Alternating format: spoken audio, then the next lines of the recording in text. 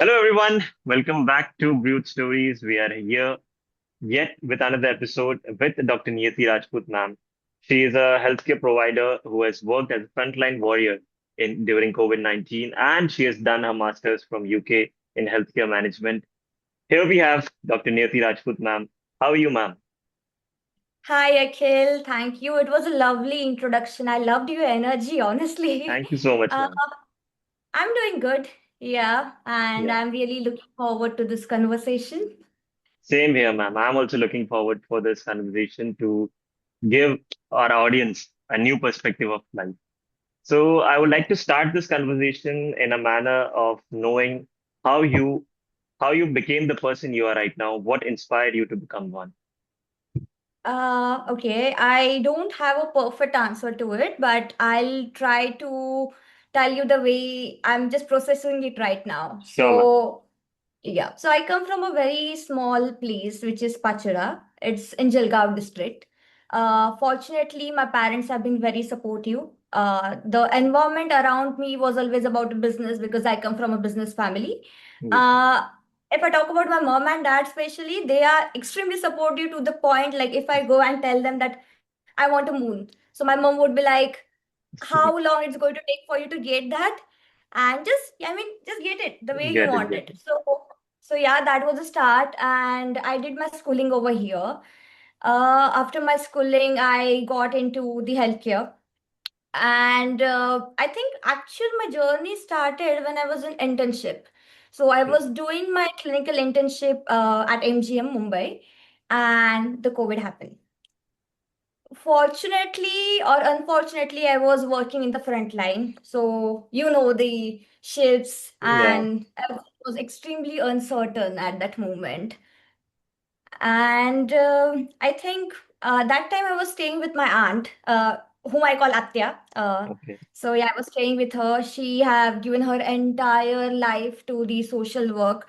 So she was always around the tribals and doing always something for them. Hmm. So she started taking me to this camps, community camps around there. So we used to go to Adivasi tribal areas, which is Okay. like an absolute hilly area Hmm. where we used to go and see what's going on.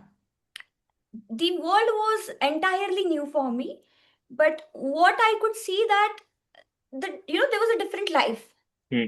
People were suffering very silently over there. So, Agreed. like for Yes. example, during COVID, when we went over there for the first time, I remember we went there for the vaccination, Okay. and the tribals were absolutely running from there with the fear, like what it is. Maybe Yeah. this is Got going it. to hit us. So the awareness was missing. And that made me, hold that situation. And I was like, okay, there is a big gap. There are resources, there are people, but there's something in between which is missing. So yeah, that inspired me to get into an healthcare, and then the so on is the story, but that's the base of it. That's so sweet to hear you, ma'am. Your energy reflects from your words. I'm sure with that. Thank you. I want to know that what in you ignited after you saw them, they're running away from basic healthcare facilities. What you felt after that? Because See, as a healthcare frontline worker, that feeling is mhm, very important.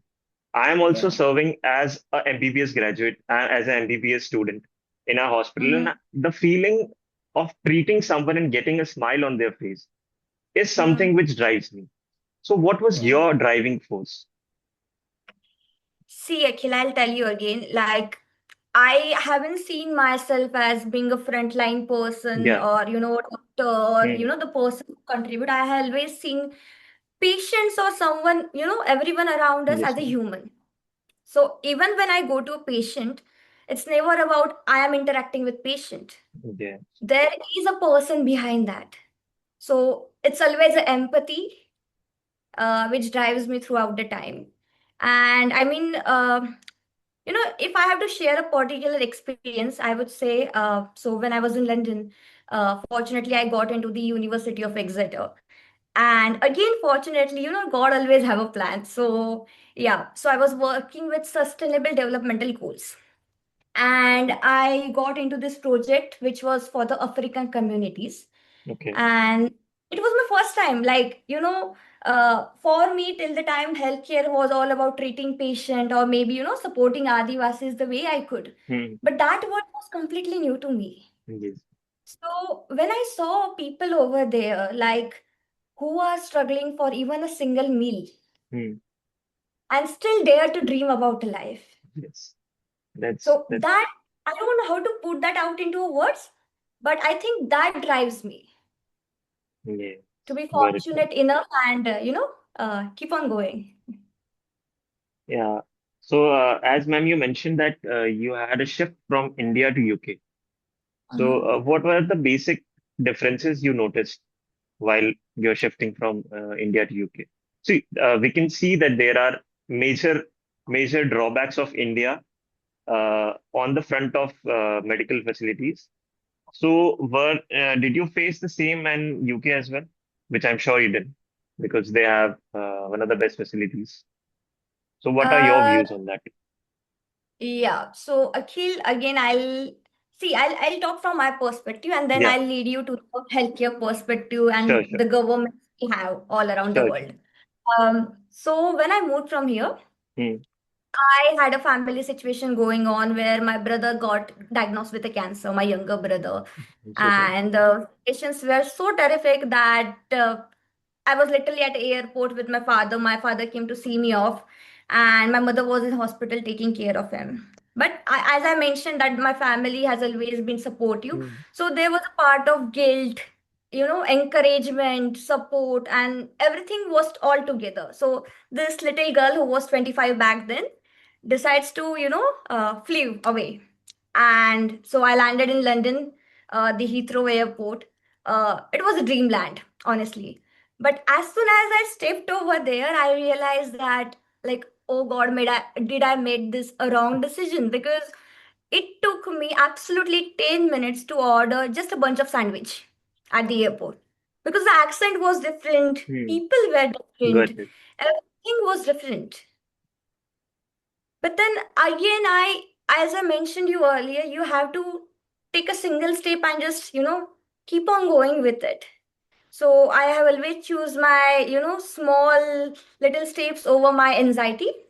So that's my personal perspective. But when it comes to healthcare, I feel when it comes to UK healthcare, see, that's a developed country. We are a Yes, developing country.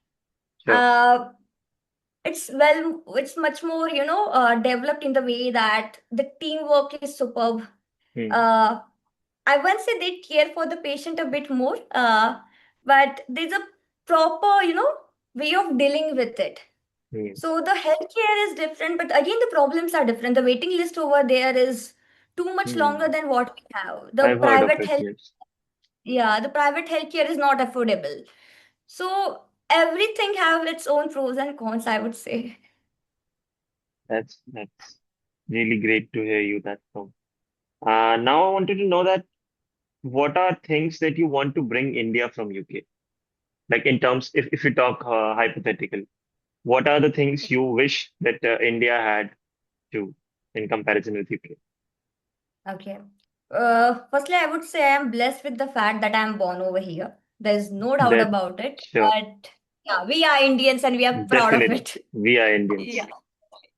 But again, I would say if you ask me, so currently, like till last 2 months, I was for like 2 years, last initial 2 years, I was working with a perinatal mental health department, which is Okay. basically a mental health of a woman who is pregnant.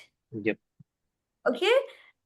And I have never seen that concept to be so wide and, elaborated or understood in India.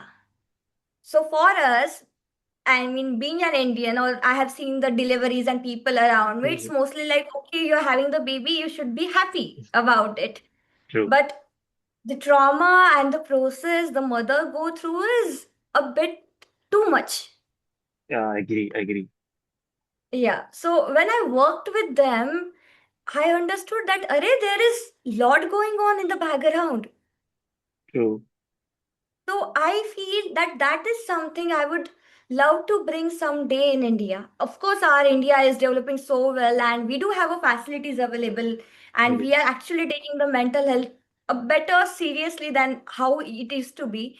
And yeah, so that is something I would really love to focus in the upcoming time. that's incredible, ma'am. Uh, I just wanted to share a small story from my Mhm, gynae posting.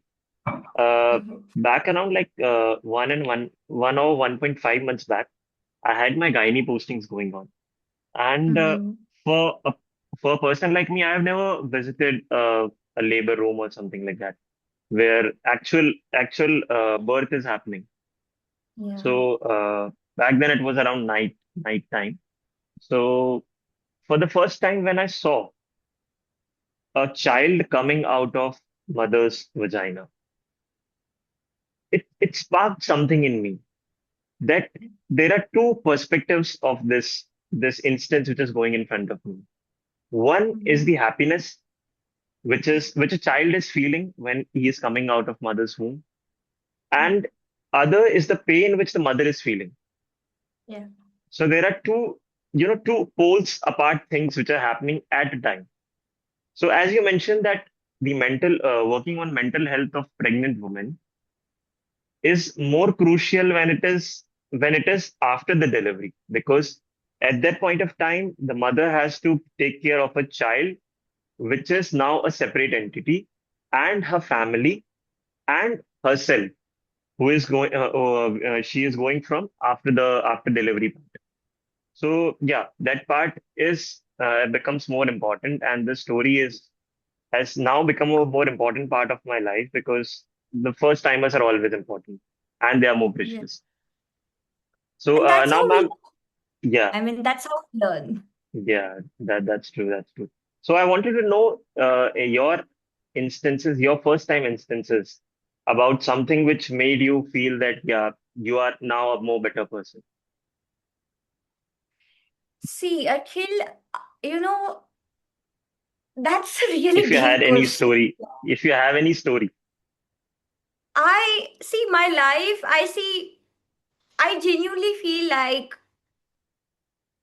a job or a particular achievement can't define me as a yeah. person because, Now I'm telling you in that acumen that like just say I scored a percentage in 10 yeah. that made me felt like yeah, I can achieve things. So a Hmm. story like that from your life which made you feel that yeah, I can handle the world and I can achieve whatever thing I want. Yeah. I think it all started, when the situation was going on about my brother. Okay. And it's extremely hard when your brother is going through a cancer fourth stage, and there are hardly the days which he's going to be here, and even for my parents. But when I saw my parents and my family supporting me throughout the time, and like, just go and live your life and just go and create some future for you, I think after that incident particular, I don't think so. There is nothing in this world which I can't do, or I have Yeah. that state of confidence because I feel like having him going through a cancer and then grieving about it. I think my life was extremely easier to the way he was living his life. Yes. Like, he fought till his last moment. So I feel I'm very fortunate enough, and I feel like I can just go through anything and yeah, do things well. But there is no such incidence as one where I felt like, oh, I did so well. But there are a number of incidences, like working with Adivasi was one of Hmm. them. Then I work for the sustainable developmental goals, that was one. Then when I started working in the perinatal mental health, I feel every day is a little win. Yes. Yeah, and I love to celebrate that. Uh, So I basically see my life in that perspective. that's great to hear. And I'm sorry for your brother. Uh, now I wanted to know that what working on frontline with the COVID as a tedious virus, what is like working on it? See, on the doctor's part, it was exhausting. Yeah. It was mentally draining. I hope you would be in your first or second year, right? No, Back then? I also had a story to tell about that time. Uh, but I want to listen your part and then Yeah, I'll I tell would my love to part. listen. Yeah. Yeah, so for me, it was very, I wouldn't say exhausting, but it made me grow in a very different way. Because when you see someone, maybe living their last moments, Hmm. it's quite difficult than whatever the exertion we were going through as a person. Like, I was traveling and there were no buses available. We have to stand for eight That hours was a straight. We couldn't sleep. very Everything bad was time. closed around. Yeah, so it was there, but honestly, again, we are Indians. We can get through anything and everything. I That's believe in that's that. that's the spirit we want. Now, Yeah. back then when COVID hit us, Uh-huh. I was in my 12th and everything was shut down. Our classes were going online and we were just studying and nothing to do majorly. Uh, Yeah. then me with my brother, we initiated a helpline group, WhatsApp group in our Mm-hmm. district, Mm-hmm. and we like accumulated around 1,000 people in that WhatsApp group all over the district. Basically, Wow. Siro is a district, and Mm-hmm. we even worked with the district administration and providing the basic necessities like oxygen cylinders, the medications which were not available, beds which were not available. So we were just facilitating that with that one group. So while working on that, the thing ignited me to work in this healthcare field. And God has been kind that I am delivering this thing as a doctor. So Yeah. yeah, that was a very special moment for me that helping people can be this much like positive thing which it can give you. Now I wanted to know that, ma'am, how your initial days of like childhood were like how a child you were. Like right now, you're a very ambitious and a very positive person, as I can see with your words. Back then, how were you? Okay. Okay, so let me be very honest. Yeah. I taught myself confidence throughout the time, Akhil. I wasn't the Okay. person I am today. Yeah. I remember myself going for this Republic Day speech and Okay. Okay. 15th Okay. August speech and being very worried about everything. Like I don't know how am I going to perform. But I used to stand there and like everything is just going blind around you. And I used to focus on my mom or my dad standing in the front, and I was like, okay, just go and just say something Just and come back. just go and rant. Okay. Yeah. So that's how you teach confidence yourself. But a part of that, I would say I was a very sporty kid. Okay. Love to play sports, and I didn't know I want what I wanted to do in my life. But again, my parents have always taught me a single thing, that start living your life and everything will follow you. That's very important. I can So assure you that. that's how it's going then. Yeah. So which sports you are in? Like which sports you want to play? Initially, so as I mentioned that I come from a very small place, Hmm. so तुम तो पता ही होगा कि हमें बस मतलब क्या है, वॉलीबॉल है, कबड्डी है, हाँ, ये दो चार गेम है, क्रिकेट that's है. हाँ, तो I used to play volleyball. I okay. wasn't like a very very good player, but I was sporty enough Okay. कि भाई पीटी का पीरियड है, खेलना तो है. That kind of That's thing. that's great. That's great. How was that for you? Sports, sports definitely was a part of my childhood. Like, we were around like 5 to 6 people there, and we used Mm-hmm. to play cricket like every evening. Every evening Wow. there was a set time, like after Mm-hmm. tuitions, like around Yeah. 5:30. 5:30 is at the time which we supposed to meet. 5:30 to Right. 8 or 8:30. We are about this time is reserved for playing. Yeah, मतलब Most of जब the तक time it was cricket only, but right. there was a time which we used to play badminton as well. So yeah, Yeah. that was a thing that this time is reserved for playing. No studies, nothing going in the mind. Just Yeah, play. That's I it. remember my mommy used to call me like, "चलो अभी घर पे चलो जल्दी Yeah, जल्दी." I can also recall that That thing. was our alarm clock Yeah, yeah. basically. That Yeah. So do was you play sports now or like how's the life? now. I don't play as sports, but I tried playing sports. I tried playing cricket. We used to go turf. Cricket turfs are there in our city. So our hostel people, we just used to go there and we used to play. I also play badminton when I get time, and I often go to gym. Which this Oh thing I wow, have right. started, like I have to do it regularly. Yeah, that's how the sports thing is going in my life right now. Else Hmm. studying, and that's only I the know. thing as. You are already there. You'll be finishing with your internship now. So Yeah, yeah. it's a thing. Now the Yeah. PG preparation will start, and things are like this only for the It's a rest of the life. cycle. It's a never-ending cycle for It's a us. loop. It's a But loop. yeah, it's a loop. But all we have to focus on are little wins and just start That's very enjoying a important. life a little. That's important. Yeah. So very nice talking to you, ma'am. It was a Same. great time, and I got to learn a lot from you. Thank you so much Me. for being a part of this conversation. Thank you, Akhil. Thanks a lot. Before we end this, I Yeah, really want to acknowledge you for, starting something like this, which is very thank you so new, much, but ma'am. you are contributing a lot to society and especially to our medical community. So thank you for that, Akhil, and best of luck. Thank you so much, ma'am. Again, have a great day. Thank you so much. Bye. Take care.